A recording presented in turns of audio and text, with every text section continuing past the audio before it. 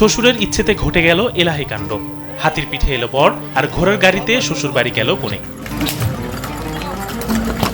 রাজা বাদশাদের আমলের সেই রাজকীয় বিয়ের কথা মনে আছে, যেখানে বর আসতেন হাতির পিঠে চড়ে আর কনে পালকিতে। কালের বিবর্তনে সেই দৃশ্য এখন কেবল গল্পের বইয়েই সীমাবদ্ধ, কিন্তু সবাইকে অবাক করে দিয়ে সেই পুরনো ঐতিহ্যকে যেন বাস্তবে ফিরিয়ে আনলেন জয়পুরহাটের এক নবদম্পতি।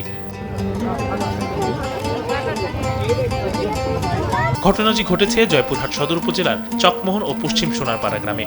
বরের নাম ফারহান ফয়সাল, যিনি বাংলাদেশ বিমান বাহিনীতে কর্মরত, আর কনে ফারহান আক্তার। ফারহান ফয়সালের শ্বশুর দুলাল হোসেনের শখ ছিল মেয়ের বিয়েতে তার জামাই আসবে হাতের পিঠে চড়ে, আর মেয়ে যাবে শ্বশুর বাড়ি ঘোড়ার গাড়ি চড়ে।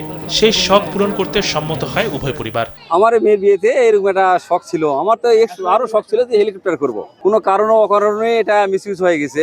আমার ইচ্ছা ছিল হেলিকপ্টার বুক দিয়েছিলাম 1,20,000 টাকা দেওয়ার পর, তারা অপার কথা স্বীকার করার পর আমি অনুভব করলাম যে তার বিকল্প কোনো রাস্তা খুঁজি। তখন আমি চিন্তা করলাম যে হাতিতে নিয়ে আসবো, ঘোড়ায় গাড়ি জামাই মেয়েকে পাঠাবো। এই সিদ্ধান্ততেই আমি এই আয়োজনটা করেছি। বৃহস্পতিবার দুপুরে বর ফারহান বহর নিয়ে তার বাড়ি থেকে 14 কিলোমিটার পথ পাড়ি দিয়ে হাতের পিঠে চড়ে আসে শ্বশুর বাড়ি। বিরল এই দৃশ্য দেখতে সড়কের দুই পাশে ভিড় জমে যায় উৎসুক জনতার। ব্যতিক্রমী এই আয়োজনে বর ও কনে দুজনেই খুব খুশি। এটা আমার বাবার অনেক স্বপ্ন ছিল যে জামাই হাতের পিঠে উঠবে আর জামাই মেয়ে ঘোড়ার পিঠে চড়ে ঘোড়ায় গাড়ি চড়ে চলে যাবে। আমার বাবার স্বপ্ন পূরণ হয়েছে, আলহামদুলিল্লাহ। আমার শ্বশুরের শখ ছিল যে তার মেয়েকে হাতি করে নিয়ে যাবে এবং ঘোড়া করে নিয়ে আসবে। তার শখ পূরণ করার লক্ষ্যেই আমার সম্মতি ছিল, এবং এইরকম একটা আনন্দঘন পরিবেশ প্রতিটা পুরুষ মানুষের বিবাহিত জীবনের একটা সৌভাগ্য এবং আরাধ্য।